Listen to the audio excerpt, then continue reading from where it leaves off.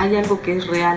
La globalización afecta a todas las comunidades, a todos los países.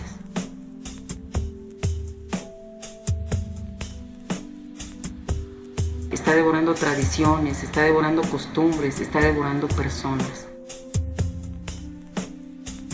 Este es un sistema que fractura todo lo que toca, que lo rompe en pedazos y que nos enseña que se vive para tener y que se vive para trabajar,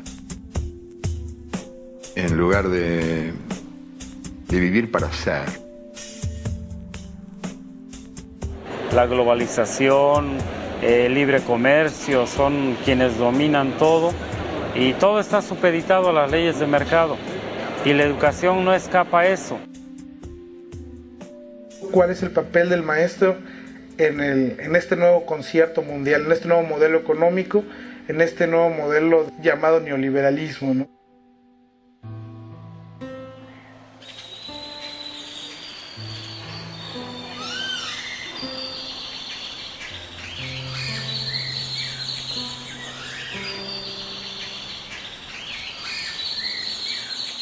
Mactumatzá es una de las 17 instituciones públicas conocidas como normales rurales, donde estudiantes de familias rurales de pocos ingresos se preparan para ser maestros en las escuelas públicas de México.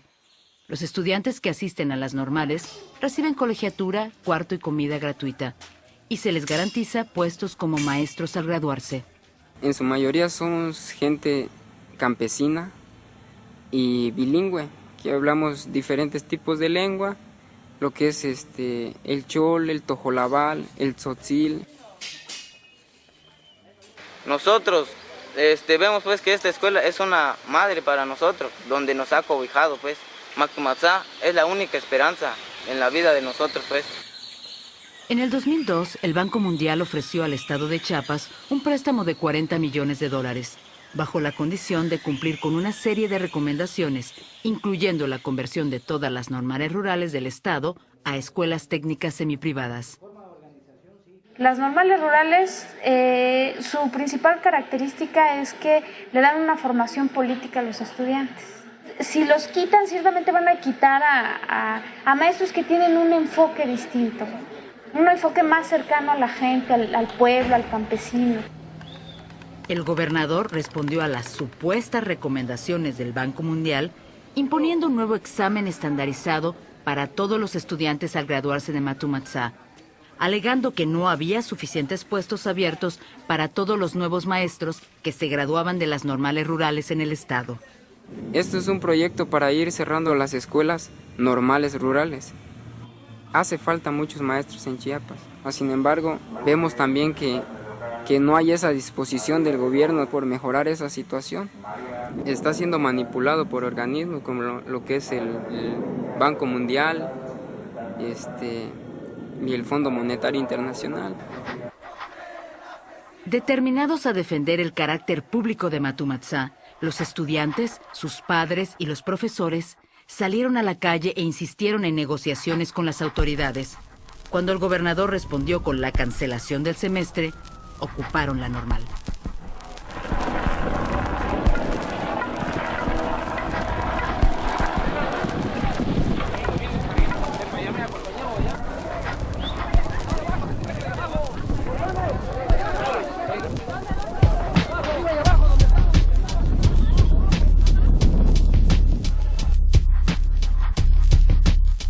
Hubo disparos, nos atacan con un helicóptero y gases lacrimógenos, no importándoles que dentro de la escuela hubiera niños, mujeres, ancianos.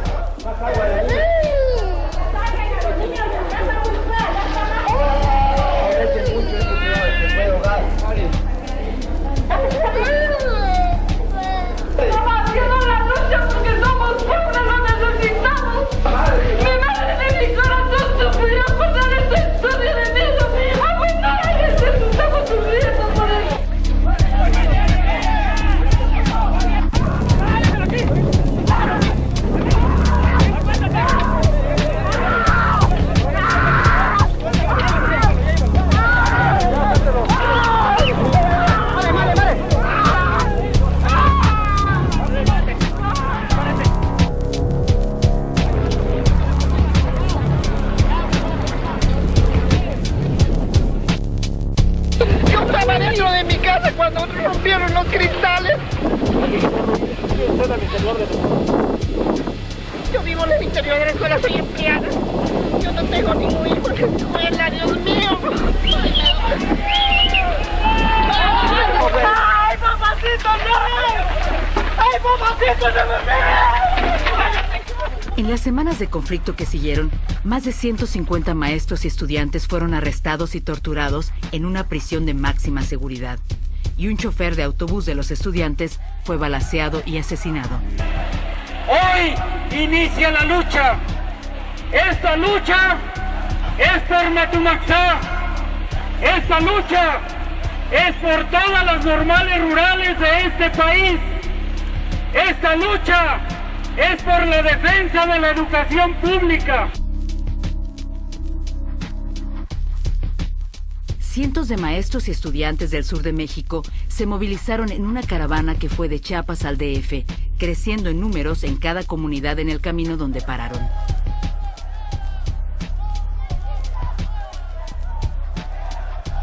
¿Sabes qué quieren? Quieren sirvientes. Quieren que la escuela solo sirva para capacitar mejor la fuerza de trabajo que explotan en las maquiladoras. Vamos a esperar un plazo de 5 minutos. Si en 5 minutos no hay una respuesta del gobierno, vamos a tener que entrar a este edificio para exigir ser atendidos. 20, 19, 18, 17, 16, 5, 4, 3, 2, 1.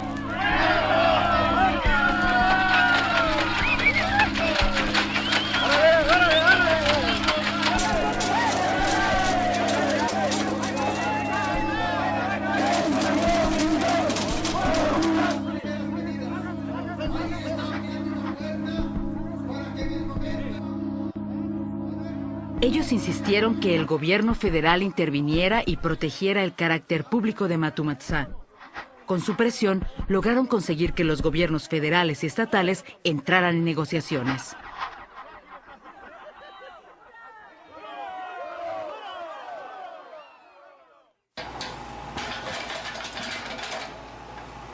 Pero al final, la visión de privatización del Banco Mundial fue la que prevaleció.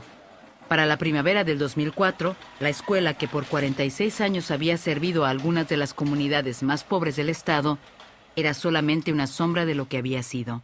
Este año, para este ciclo, pues no quieren recibir más que 40 alumnos nada más, cuando llega una demanda de alrededor de 1.500 y 2.000 personas. Todas menos unas pocas aulas habían sido derrumbadas, forzando a los estudiantes sin ingresos a conseguir su propio cuarto y comida o abandonar sus estudios. Y una agencia privada de examinaciones había empezado a imponer exámenes estandarizados a todos los estudiantes al graduarse.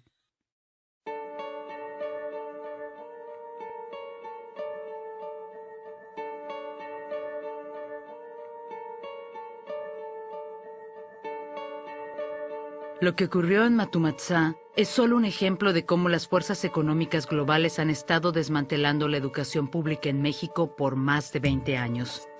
Aunque siempre al hacerlo han enfrentado resistencia popular. Esta es la historia de esa resistencia. Es una historia que se repite en países por todo el mundo, ya que las nuevas reglas de la globalización económica están deshaciendo los logros de décadas de lucha por la democracia y la soberanía. El cocinero ha convocado a todas las aves, a los pollos, a los pavos, a los patos. Y una vez reunidas las aves les ha preguntado el cocinero con qué salsa desean ser comidas. Entonces alguna de las aves ha dicho, yo no deseo ser comida con ninguna salsa. Y el cocinero le ha advertido que eso está fuera de la cuestión. O sea, tenemos ahora la libertad de elegir la salsa con la que seremos comidos dentro de ciertos límites. Esta es una dictadura disfrazada de democracia, donde se nos cuenta a todos los países que tenemos igualdad de derechos, pero en realidad no tenemos más que el derecho de obedecer a los poquitos países que mandan. Se va empeñando la circunstancia política de México a las condiciones del Fondo Monetario Internacional y del Banco Mundial, entonces el sentido de la educación toma otro rumbo. El comercio sin duda promueve la formación de capital humano. Capital humano. Capital humano. Capital humano.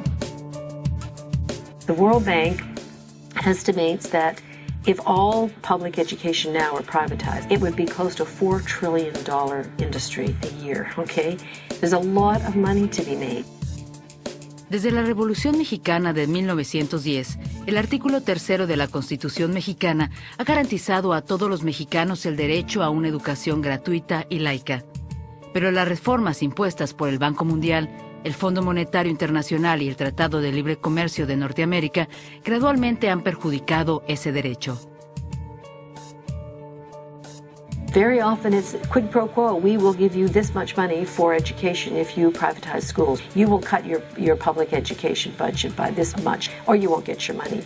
Es una concepción educativa que considera a los países sobre todo como masas sin identidad cultural, sin identidad nacional, simplemente conciben su existencia como el trabajo en una maquiladora, en una planta de ensamble. You're going to have the very best education for the rich kids and, you know, what's left over for the rest who are going to go off and work in the sweatshops and work for McDonald's and Walmart's.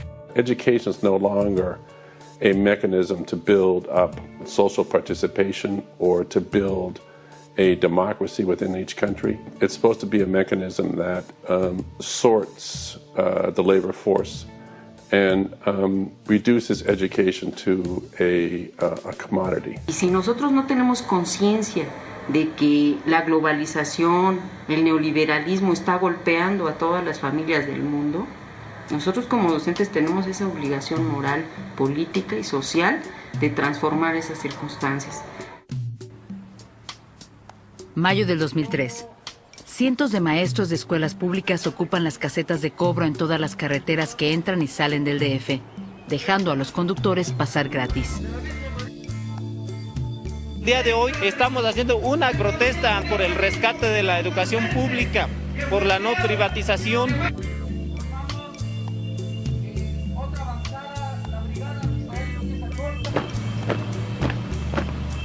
Exigimos solución, no queremos represión. Exigimos solución, no queremos represión.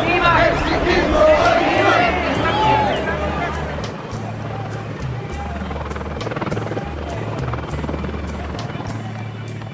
No podemos permitir pues, que nos afecten a millones de habitantes, ¿no? No se va. Denos 5 minutos. Es que me dieron 3 minutos. Ah, bueno, mire. 5 minutos. 5 minutos. No estamos afectando a la gente. No estamos bloqueando incluso la vialidad. No, pero sí estás afectando a una institución y eso obviamente genera un delito que no se puede permitir. Entonces, nada más por favor, lo único que les pedimos es manifiéstense a la orilla de la carretera. Es todo el favor que les pedimos. 5 minutos, debemos valorarlo nosotros. Órale, sale. 5 minutos, vamos aguantando. A ver, vénganse, en círculo. Vamos a formarnos así y nos vamos a ir para atrás con consignas. La gente se va a ir, nos vamos en marchita y allá nos dispersamos. ¿Sale? ¡Nos vamos! ¡Nos vamos! ¡Pero luego regresamos! ¡Nos vamos! ¡Nos vamos! ¡Pero luego regresamos! ¡Nos vamos! ¡Nos vamos! ¡Pero luego regresamos! ¡Nos vamos!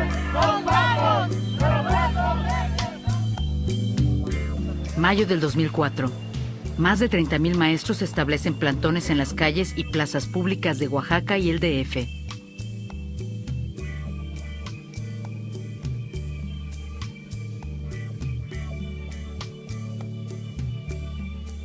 En nuestras escuelas vemos la pobreza extrema, no tenemos aulas, material didáctico y bueno, sobre todo el hecho de la gran desnutrición que existe en nuestros alumnos. Entonces no hay dinero para educación, no hay dinero para alumnos, no hay dinero para equipar las escuelas, pero sí hay para los diputados, que nada más ganan por ir a dormirse ahí en la legislatura. Le hemos planteado una serie de demandas, libros de texto gratuito, desayunos escolares, mejores escuelas. En las mañanas soy maestro y en las tardes me convierto en taxista. No han vivido lo que nosotros hemos vivido, no han visto lo que nosotros hemos visto y creo que no es justo que estemos callados. Aunque estos actos de resistencia son una respuesta a condiciones relativamente nuevas, impuestas por fuerzas globales económicas y políticas, tienen sus raíces en una lucha popular que existió años antes de que la globalización económica fuera nombrada como tal. En una lucha que surgió en los estados sureños de Chiapas y Tabasco, donde a fines de los 70s los maestros rurales empezaron a organizar una resistencia popular y no violenta a décadas de corrupción sindical y a las condiciones pésimas que enfrentaban los maestros y los estudiantes en las escuelas y comunidades en el sur de México. En diciembre de 1979 se declararon como la Coordinadora Nacional de Trabajadores de la Educación, la CENTE, una corriente democrática dentro del Sindicato Nacional de Maestros, usando marchas, huelgas y acción directa para insistir en negociaciones con las autoridades. Muchos de los primeros líderes del movimiento eran maestros que se habían graduado de normales como Matumatzá. También se incorporaron maestros indígenas de las montañas de Oaxaca y maestros del DF, muchos de ellos sobrevivientes de la represión mortal que los movimientos estudiantiles sufrieron en el año 68 y en el 71 a manos del gobierno. Entonces, si al principio teníamos el problema de pagos, alguien se contrataba y sus pagos no le salían en varios meses. Inmediatamente se incorporó el problema de aumento salarial, ¿no? Y en 2 o 3 días también, de manera muy rápida, el asunto de la democracia sindical. La corrupción sindical que existía a todo nivel y por todo México era un obstáculo para los maestros que querían cambiar sus circunstancias. Los que causaban problemas arriesgaban no solo sus trabajos, sino también sus vidas. Las maestras hablaban de la humillación que sentían ellas de verse en la necesidad de ofrecer favores sexuales a los inspectores o directores con tal de poder tener un cambio de plaza, obtener una plaza adicional. Entonces los maestros están respondiendo a una serie de prácticas que hacen comprensible el surgimiento de la Coordinadora Nacional de Trabajadores de la Educación. En 1982, una crisis masiva de la deuda externa devastó la economía de México. Ahora más que nunca, la política económica global estaba en gran parte determinando el destino del sistema de educación pública en el país. Pero la crisis solo echó leña al fuego del movimiento magisterial democrático. Menos de 3 años después de su comienzo, el movimiento ya contaba con 100,000 maestros en más de 5 estados, y 2 estados habían logrado democratizar sus secciones. Fue sorprendente, yo creo que fue sorprendente para nosotros mismos y para el Estado y para todo el mundo y para el pueblo. Fue sorprendente lo que sucedió, así como una llamarada así que cunde rápidamente, ¿no?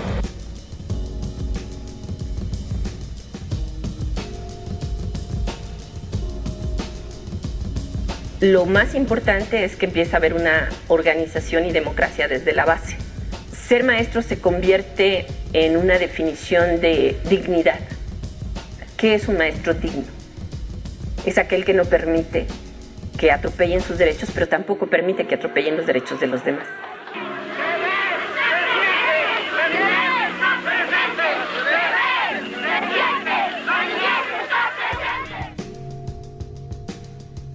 El movimiento al principio se vio por la sociedad como un ejemplo a seguir. De hecho, en muchos pueblos siguieron el ejemplo del magisterio para resolver muchos problemas, o para enfrentarlos por lo menos. Muchos problemas no están resueltos, pero la gente ya no se queda callada tan fácilmente, ¿no? Traicionar a la base jamás.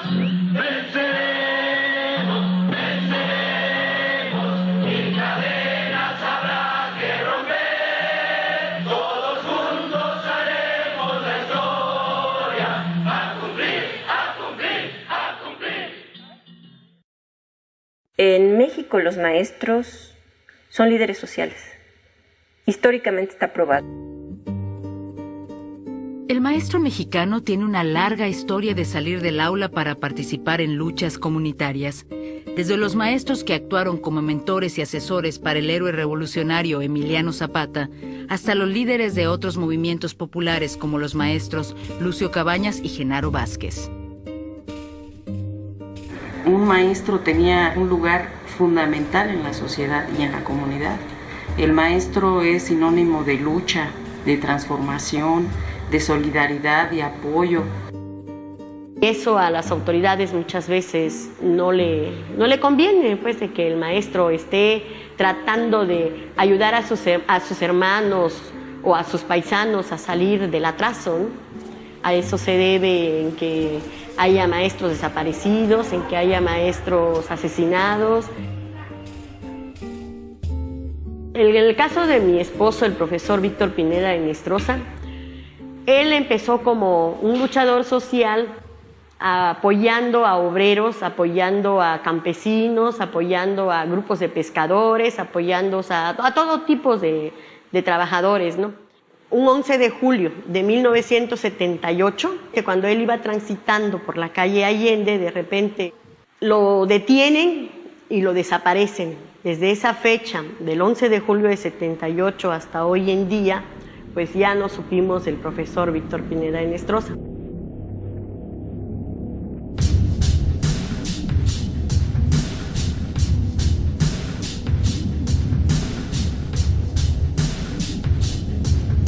Desde que se fundó el Movimiento Magisterial Democrático en el 79, más de 150 maestros han sido asesinados o desaparecidos, en lo que ha llegado a ser llamada la Guerra Sucia. Se cree que mucha de la violencia fue orquestada por líderes sindicales corruptos como Carlos Jongitud Barrios, quien mantuvo control represivo sobre el Sindicato Nacional de Maestros por más de 17 años. Efectivamente, en Chiapas hubo un lamentable accidente, y en el Estado de México, en el Valle de México, hubo otro. Pero estos dos casos señalados son casos esporádicos. Claro, posiblemente en una cantina mueran un maestro o un campesino, pero por dificultades y riñas personales. Muchos maestros escogieron cosechar los beneficios personales de la corrupción sindical y apoyaron a líderes sindicales como Jongitud Barrios. Estos maestros, conocidos como charros, muchas veces fueron los responsables de los ataques violentos que sufrieron los líderes del movimiento. Pero la represión no detuvo al movimiento magisterial democrático y para fines de los 80s, una serie de reformas neoliberales y eventos nacionales provocarían la movilización más grande en la historia del movimiento.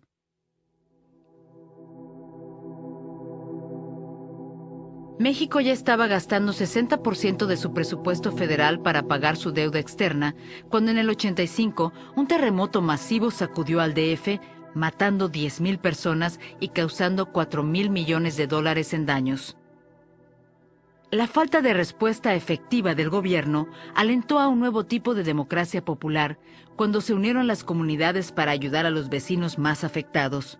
Hubo protestas espontáneas para insistir que el gobierno dejara de pagar la deuda externa hasta haber reparado los daños del sismo. Que la nación me lo demande.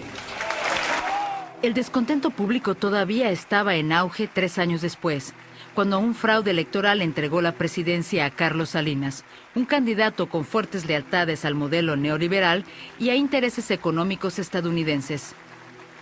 El partido de Salinas, el PRI, había disfrutado de 70 años de poder y corrupción sin interrupción, gracias en gran parte al apoyo de sectores dominantes del sindicato de maestros. Escuela por escuela, zona por zona, el maestro exige a diario democracia y más salario. Ya para el 89, el clima político de México era explosivo, y aún más dentro de la base del movimiento magisterial democrático. Muchas de las primeras victorias del movimiento habían sido perdidas cuando el gobierno utilizó el presupuesto de la educación pública para pagar la deuda externa. Muchas escuelas sufrieron la primera ola de privatización, cuando tuvieron que pedir a los padres de familia que pagaran las reparaciones de la escuela, agua, electricidad y textos escolares. En esa época, entonces, de una profunda escasez de recursos. El Banco Mundial y el Fondo Monetario Internacional fueron muy eficaces para establecer una ideología, la de la calidad, la excelencia, que se permitió a los gobiernos la gran excusa para decir: a usted no lo admito a la educación porque no tiene la calidad suficiente. Trabajo en primaria y trabajo en secundaria, aún así no me alcanza mi salario para poder solventar las necesidades de mi hogar. Había maestros que teníamos 2 trabajos y obviamente que no rendíamos al 100% en la parte educativa por subsistir. Se abre esta coyuntura política y entramos todos los maestros.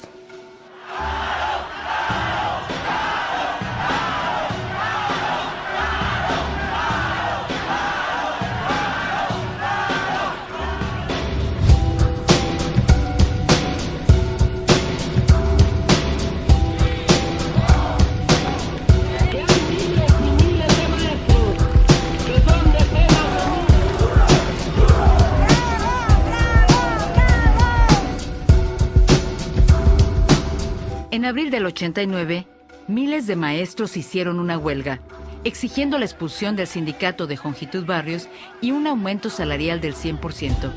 Al cabo de unos cuantos días, más de 500,000 maestros estaban en la calle, con profesores y estudiantes de varias universidades públicas que se unieron a la huelga en solidaridad con los maestros.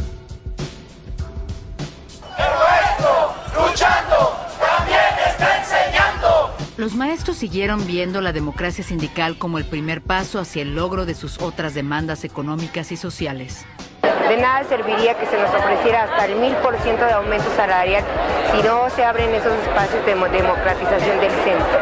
No hay otra posición. Continuamos en paro y duro hasta la victoria. Yo pienso que el apoyo a los maestros pues es nuestra obligación como padres de familia porque todos padecemos el mismo problema. Pero yo pienso que el gobierno ha desviado, digamos, la atención del pueblo por ponerla al otro lado, allá con los güeros, con el Fondo Monetario Internacional. Entonces él se ha dedicado más a cumplir con sus obligaciones que contrajo con ellos y olvida las necesidades de su pueblo. Por eso estoy yo con el comité, formo parte del comité de apoyo a los maestros. Jongitud Barrios se mantuvo firme por 2 semanas, pero el 23 de abril él entregó al movimiento magisterial democrático un éxito tremendo cuando dimitió a su puesto en el sindicato. El presidente mexicano Carlos Salinas había escogido como sucesora a Jongitud Barrios a una maestra joven llamada Elba Esther Gordillo Morales. Mi respeto, mi reconocimiento a la combatividad del magisterio de Oaxaca. Unidad, unidad, sin chavismo sindical. Oaxaca, presente en la lucha de... Pero mientras los maestros celebraban la caída de Jongitud Barrios, un nuevo y mucho más poderoso enemigo estaba emergiendo al norte de la frontera. Menos de un año después de la huelga masiva de maestros, políticos en Canadá, los Estados Unidos y México empezaron a sentar las bases para un acuerdo de comercio, el cual afectaría a cada rincón de la sociedad mexicana. El 1 de enero de 1994, el Tratado de Libre Comercio entró en vigor.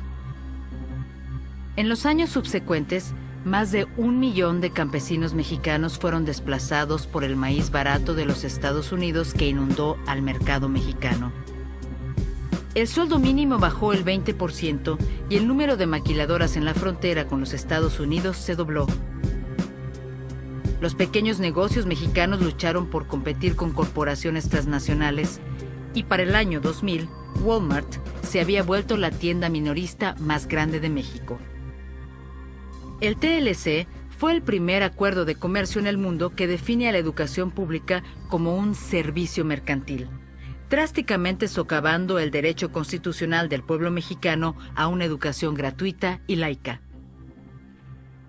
I believe that NAFTA has worked. It's helped America, it's helped Mexico, it's helped Canada, and I think without trade it's going to be hard for some people to find opportunity. México es un apasionado promotor de libre comercio. 6 años después de que se aprobó el TLC, México celebró elecciones nacionales que por fin acabaron con 70 años de mando del PRI. El presidente entrante, Vicente Fox, fue proclamado como el gobierno del cambio. El pueblo mexicano tenía esperanzas de democracia, pero en vez de esto, su nuevo presidente, antes presidente de Coca-Cola México, gobernaba al país de manera parecida a como había manejado la corporación. Queremos insertarnos de manera exitosa en el proceso de globalización. Muchas gracias al Banco Mundial. Una reforma educativa que asegure la formación del mejor capital humano. Hemos visto que es una misma política la que nos están aplicando a todos nuestros países, incluso a Estados Unidos y Canadá, que se les considera más desarrollados. Hemos visto el impacto de estas políticas de privatización, de bajos salarios a los maestros, de saturación de cantidad de alumnos en los salones, de poca inversión pública en educación, de competencia entre los maestros. Aquí estamos en la escuela telesecundaria 190, que está ubicada en uno de los barrios más populares, colonias más populares del Estado de México. No tenemos tubos de ensayo, como tú ves. Aquí tenemos las gavetas para colocarlos, están vacíos. Este es un laboratorio de química, física y biología. Los recursos para este laboratorio los debe aportar el gobierno, pero no nos aporta ni un solo centavo. Esta escuela está falleciendo por falta de interés de las autoridades. Carecemos de todo lo más indispensable. Los maestros estamos pagando de nuestro bolsillo para defender el terreno porque es el único espacio que tienen los muchachos para que se recreen un poco, jueguen básquetbol, fútbol. Toda la construcción de la escuela es de los papás y las reparaciones que se hacen también de ellos y a la medida de su posibilidad y su capacidad. Muchos de los gastos de las escuelas primarias ahora se financian con las aportaciones de los padres de familia. Entonces, muchos padres de familia pagan, de hecho, colegiaturas en las escuelas públicas que deberían ser absolutamente gratuitas. En el 2001, el presidente mexicano Vicente Fox presentó su plan para Escuelas de Calidad, un programa en el cual las escuelas públicas reciben recursos adicionales si se comprometen a desarrollar estrategias para el mejoramiento académico. Un porcentaje de los fondos para el programa viene del sector privado.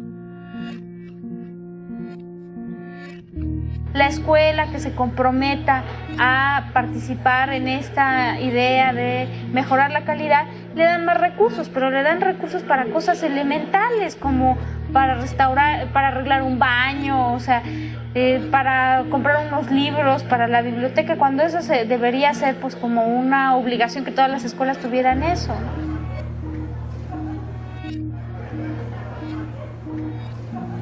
Nosotros no estamos de acuerdo con que nuestra escuela sea del programa Escuelas de Calidad, porque eso es un pretexto del gobierno foxista de Fox para no dotar a las escuelas de todo lo que les hace falta. Se desobliga de una obligación que tienen, y si nosotros entramos a ella estaríamos en el juego con el gobierno. I think that defunding is in fact a strategy to privatize. If you defund it, then people say our schools are being wrecked. What shall we do? Well, we have to bring in the private sector. We bring in the private sector to design and administer the exact curriculum that the private sector needs, which is what the function of standardized testing is. Las escuelas que participan en el programa Escuelas de Calidad son escudriñadas con evaluaciones constantes, sometiendo a sus estudiantes a aún más pruebas estandarizadas que los estudiantes de otras escuelas. Sales mal en la evaluación, pues entonces se te dan menos recursos o no se te dan recursos. Las pruebas estandarizadas son relativamente nuevas en México, pero desde finales de los 90s, los estudiantes que quieren estudiar después de los 15 años tienen que pasar una prueba estandarizada administrada por una agencia privada de examinaciones. En el año 2003, una niña de 15 años se suicidó después de reprobar el examen. Standardized testing is racist, class-based division of the winners from losers. And it's very, very much a very powerful tool of those who promote private education.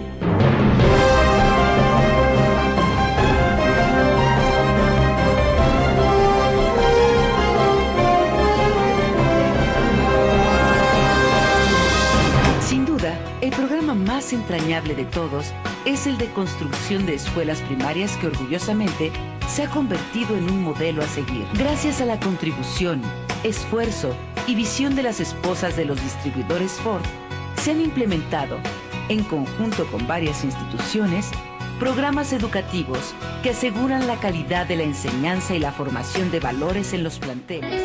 The Coca-Cola Mexico Foundation built school shelters where children from remote villages stay during the week, cutting their commute to school from 6 hours to 60 seconds, satisfying a thirst for education.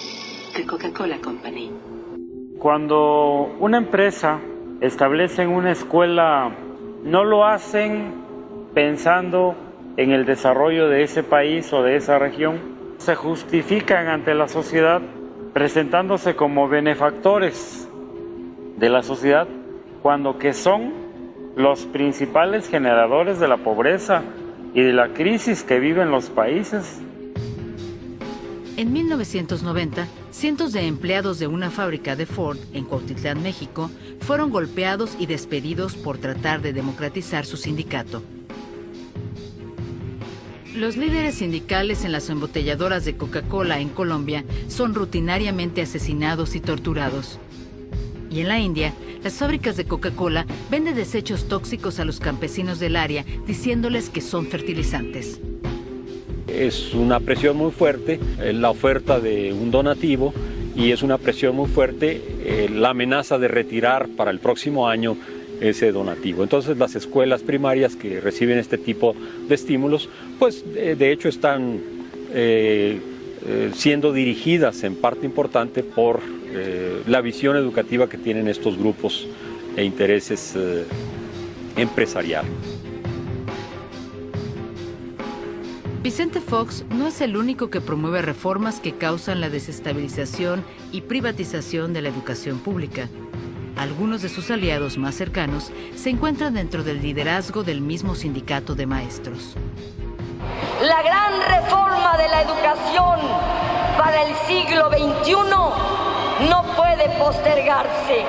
En ella se juega la viabilidad del futuro nacional. Elba Ester Gordillo Morales, la maestra que en 1989 ofreció una falsa esperanza al movimiento magisterial democrático cuando reemplazó a Jongitud Barrios como líder del Sindicato Nacional de Maestros.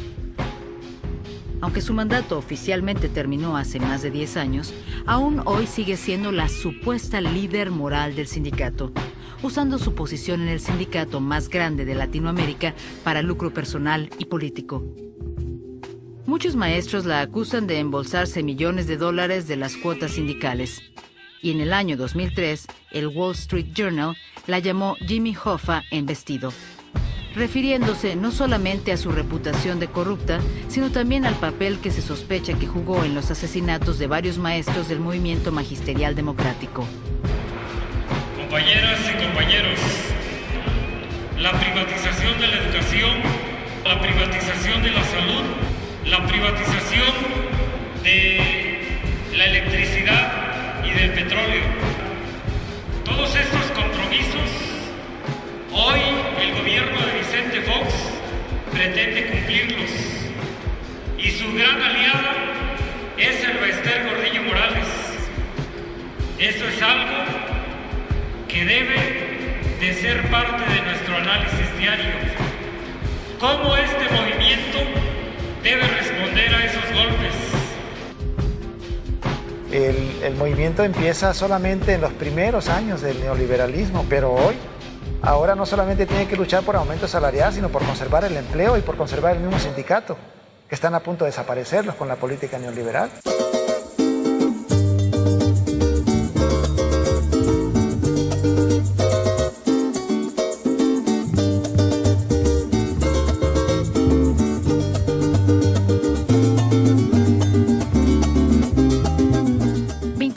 años después de sus comienzos populares, el movimiento magisterial democrático sigue luchando para defender la educación pública. Pero como la economía global ha cambiado el rostro de México, los maestros también han cambiado su lista de demandas. Por lo menos 2 veces al año, decenas de miles de maestros salen a la calle para exigir desayunos escolares y textos escolares gratuitos, para oponerse al programa de escuelas de calidad y la privatización del Seguro Social, y para insistir que Elba Ester Gordillo rinda cuentas por su larga historia de represión del movimiento. En el 2003, en el Día Nacional del Maestro, más de 50,000 maestros marcharon hasta Los Pinos, la casa del presidente, insistiendo en negociaciones con el presidente Vicente Fox. Pero al llegar, se encontraron con cientos de policías federales y aprendices militares vestidos de civiles. ¡Qué lástima de juventud! Te vendes por unas monedas. Mira al pueblo que sufre, igual que tus padres, igual que tu pueblo. ¿No eres mexicano? Defiende tu pueblo entonces. ¿Por qué defiende ese maldito de Fox? Ese que vende al país, a diario, quitándole el pan a los pobres. ¿Cómo vamos a formar a México con la conciencia de ustedes que venden su pensamiento y sus ideales por unos cuantos pesos? ¡Qué bárbaro! La gente dice que debe haber negociación, movilización, negociación, movilización. Como no abría la puerta para sentarnos a platicar de manera seria, tuvimos que hacer varias movilizaciones.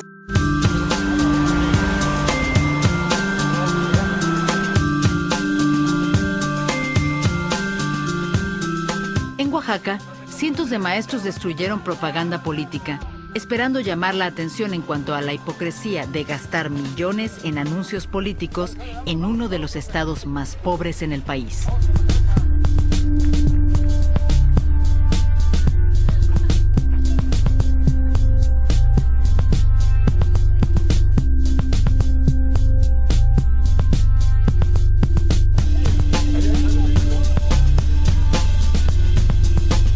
En otra acción, un grupo de maestros pasó la tarde de un sábado bloqueando el Sam's Club a la salida de la ciudad de Oaxaca, enfocándose en esta filial de Walmart para protestar cómo las grandes corporaciones extranjeras están afectando a los pequeños negocios mexicanos. Y en el centro del DF, cientos de maestros ocuparon las oficinas nacionales del Sindicato de Maestros, sacando a los charros y estableciendo un plantón que duró 5 meses. Este edificio es de todo el magisterio del país.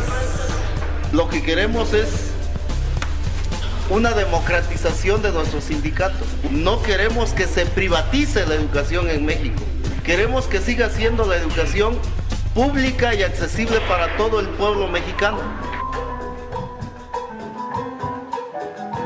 Somos maestros, somos trabajadores, pero buscamos el bienestar de todos. Es necesario luchar. La sociedad no puede continuar así. Y con nuestras marchas, con nuestras movilizaciones, estamos aportando nuestro granito de arena para la transformación de este país. Si no hubiera habido este movimiento magisterial, yo estoy convencida que hubiera avanzado más rápidamente el proceso de privatización de la educación. Pues la coordinadora sí ha frenado mucho esos procesos a través de la movilización. O sea, es una piedra en el zapato, no deja de ser una piedra en el zapato la coordinadora. Si no se hubiera hecho esa movilización, yo digo, la educación ahorita sería privada completamente, habría otras condiciones para los padres de familia, pero gracias a estos movimientos pues, se ha detenido y estamos en resistencia todavía.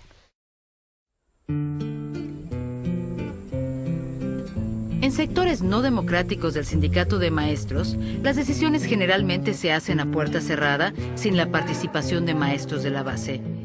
Pero dentro del movimiento magisterial democrático, el proceso de toma de decisiones se basa en reuniones de maestros en las comunidades donde trabajan y viven. Está en función al asunto de la globalización del mundo entero. Aunque digan, bueno, el mundo, ¿qué me importa a mí? ¿Qué me importa a mí? Alemania, Japón, Estados Unidos. Aquí la cuestión es el Fondo Monetario Internacional. El asunto que pretende el gobierno de privatizar la educación pues está en la puerta, ¿no? Entonces, si le comenzamos, Primero, si estamos de acuerdo en participar en esta movilización o en las movilizaciones de noviembre y diciembre. Los que digan sí, pues, manifiesten levantando la mano, compañeros. No es contestar sí o no, eso es más amplio, pues. Realmente, si analizamos a quienes afectamos o por qué es que estamos así, pues sí, realmente la sociedad o la sociedad civil, pues sí se sienten afectados, lastimados. Es momento de que organicemos, pero ya con una propuesta bien concreta. Yo decía la vez pasada, quería yo ver un proyecto de la sección hacia dónde pudiéramos ir. Más relación con las comunidades, más relación con los padres de familia. Nosotros aquí decimos, sí, vamos a la marcha, participamos, pero eso es a nuestro favor nada más en lo personal, porque muchos de nosotros agarramos y descansamos ese día. Pedagógicamente la educación evoluciona, entonces nosotros que en sistema de lucha, pues tenemos que evolucionar, pues. Y yo me acuerdo haber visto cuando era chico, hace muchos años, una película de los hermanos Marx. Había que alimentar el tren con leña y se acababa la leña. Entonces con un hacha empezaban a romper los vagones y echaban el primer vagón al horno de la locomotora. Y después el segundo vagón, y el tercero y el cuarto. Iban rompiendo a los hachazos los vagones, ¿no? Y al final el tren llegaba a destino, pero era un tren sin tren. Y ese es el riesgo que la izquierda corre hoy por hoy cuando los movimientos alternativos, sin saberlo inconscientemente, van haciendo suyos los valores del sistema que combate. En 25 años de lucha, los maestros democráticos han aguantado los esfuerzos del sindicato y del gobierno de debilitar y dividir su movimiento. Pero en años recientes, más y más críticas han surgido desde dentro del movimiento y de las comunidades que antes apoyaban a los maestros. No podemos seguir con el mismo discurso, con las mismas tácticas, con la misma estrategia de hace 23 años. ¿No? El gobierno ya las cambió, el gobierno ya tiene cómo enfrentarnos y nosotros seguimos igual. Nos hace falta plantearnos qué es lo que está pasando, hacer una autocrítica a fondo y resurgir nuevamente con una propuesta alternativa para la sociedad. El gran problema para nosotros es de que el movimiento magisterial en realidad lo que ha hecho es reproducir muchos de los viejos vicios que ha tenido el sindicalismo en México. Se ha centrado mucho en la cuestión política, en la cuestión pedagógica, ahí es nuestro gran talón de Aquiles. Ya no se vale que el maestro democrático sea el primero que violente los derechos humanos de los niños en las aulas. Ya no se vale, por ejemplo, que soy muy democrático en las calles, en la asamblea, pero en mi escuela soy totalmente antidemocrático y autoritario. El magisterio está aislado, el magisterio está en una visión gremialista que no le permite entrar de lleno al trabajo en las comunidades. Que el día de mañana tengamos más compañeros gritando en las calles porque están conscientes de defensa de sus derechos, puede ser importante, pero no lo es todo. Y lo de fondo, donde realmente vamos a poder transformar a la sociedad, no va a ser en una marcha, va a ser en las comunidades.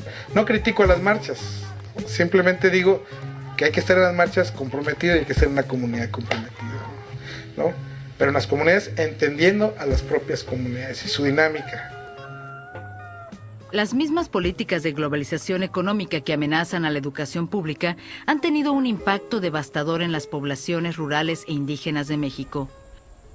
Acuerdos de comercio como el TLC han dejado a comunidades rurales con pocas oportunidades económicas, mientras que a la vez los intereses privados y políticos que buscan explotar los recursos naturales en áreas rurales de México usan la violencia y la hambruna para despojar a comunidades indígenas de sus tierras. Pues la comunidad de Santiago Jocotepec ha estado a punto de desaparecer. La comunidad fue asaltada. Vinieron un grupo de policías mandado por los terratenientes. Desde entonces se perdió la historia, nos robaron todo lo que teníamos. Se ha venido organizando poco a poco, buscando una educación que se hable realmente de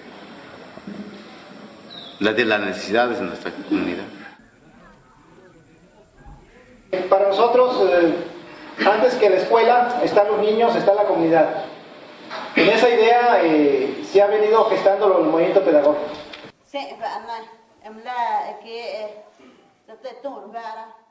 La Coalición de Maestros Indígenas de Oaxaca existió años antes de ser fundado el Movimiento Magisterial Democrático y ha participado en el movimiento desde 1980.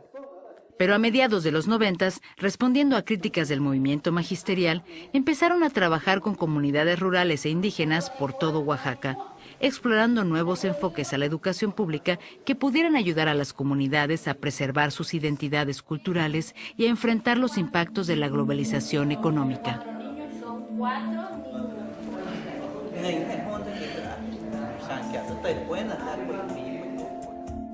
En septiembre del 2003, juntaron a padres, líderes comunitarios y maestros de 12 comunidades de Santiago Jocotepec, una región donde muchas comunidades hablan chinateco como primer idioma. Se convocó esta reunión para conocer más bien las opiniones de los padres de familia hacia la educación de sus hijos. Pero un programa especialmente para los niños indígenas no existe. Esa es la razón pues que nosotros pues buscamos esa alternativa, puedo decir. En este encuentro de padres de familia y de maestros, pues la verdad es, ha habido un cambio. Yo la veo muy bien. Hay que ver, hay que trabajar, hay que buscar por dónde. Ajá. Sí, así es.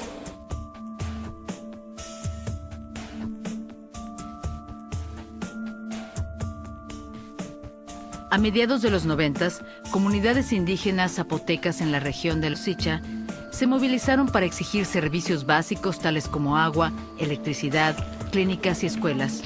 El gobierno respondió con una represión brutal, encarcelando a más de 100 miembros de la comunidad, muchos de ellos maestros, y acusándolos de ser miembros de un movimiento de resistencia armada, una acusación que la comunidad sigue negando.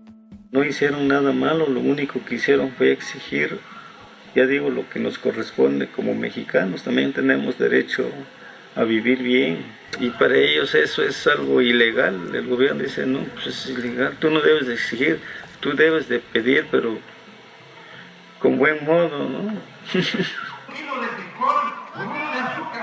Si hay una lucha del pueblo por mejores condiciones de vida, pues nuestra obligación es también participar, y eso fue lo que hicimos, y por eso nos agarraron.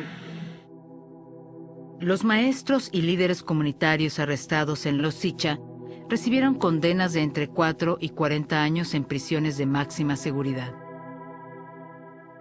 Las alianzas corruptas entre políticos, terratenientes y paramilitares han mantenido un clima de violencia y miedo en la región desde ese conflicto inicial. Los que no se han fugado de sus comunidades, seguido reciben visitas de la muerte, ya sea por medio de la bala de un paramilitar, la enfermedad curable o la malnutrición. Ya cuando regresé de estar en la cárcel, llego y encuentro totalmente diferente. Los niños hay un enorme rezago educativo ante el temor también de ser reprimido, y entonces hubo una enorme deserción de alumnos.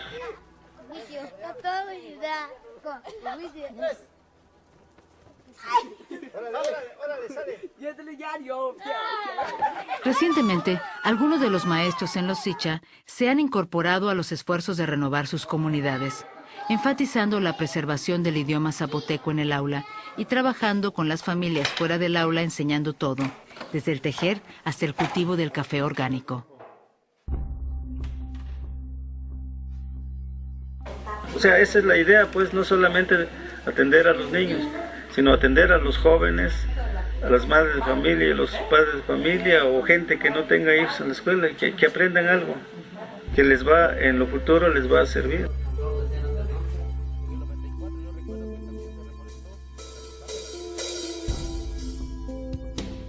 Yo digo que no preocuparnos por hacer una educación acorde con las condiciones y necesidades del pueblo es hacerle el juego al imperio también.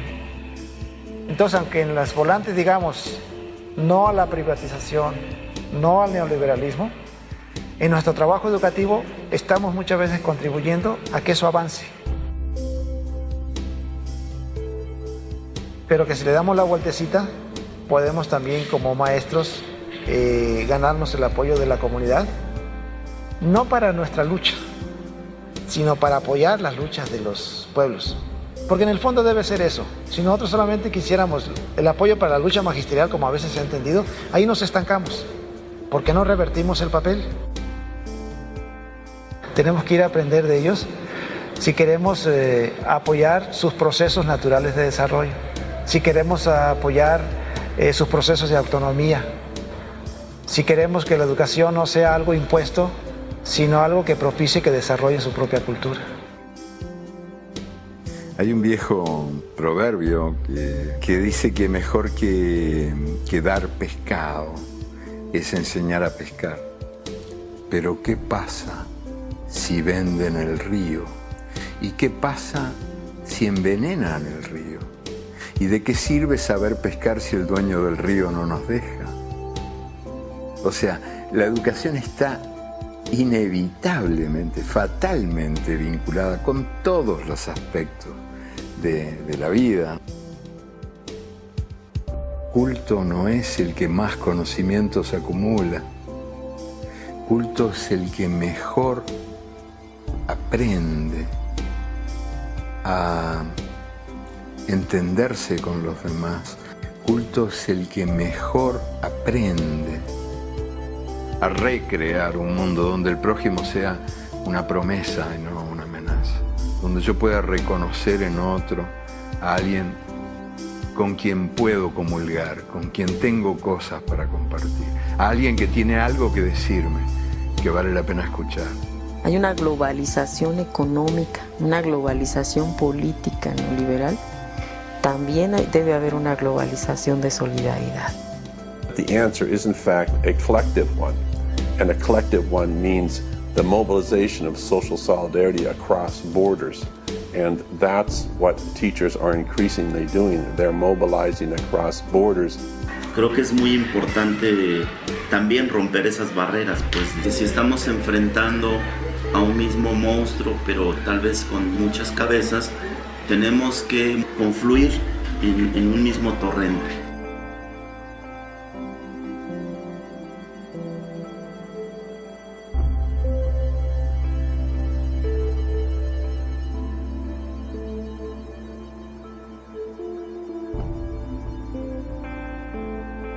What we're going to have to see around North America is what we've seen with the teachers in developing countries around the world, which is a radicalization of their profession on behalf of the values that they stand for. And if they don't fight for public education, I guess the question is, who will?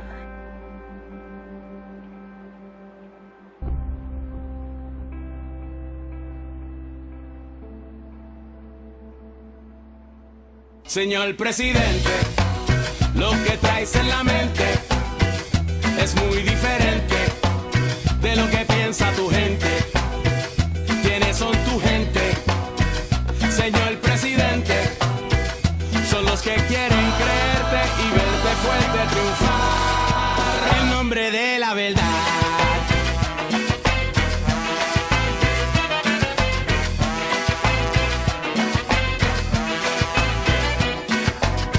Piénsalo bien que se está haciendo tarde. Muchos pensamos que tú eres un cobarde. El sentimiento del nacionalismo le ha dejado la puerta abierta al terrorismo. Señor presidente, lo que traes en la mente es muy diferente de lo que piensa tu gente. ¿Quiénes son tu gente? Oye, señor presidente, son los que quieren creerte y verte fuerte triunfar. ¡Uy! Del movimiento chicano. The American people, the poor, Asian,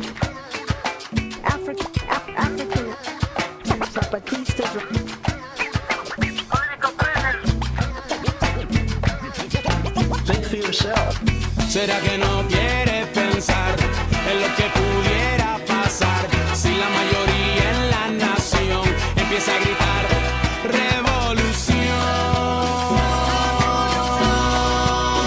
Señor presidente, lo que traes en la mente es muy diferente de lo que piensa tu gente.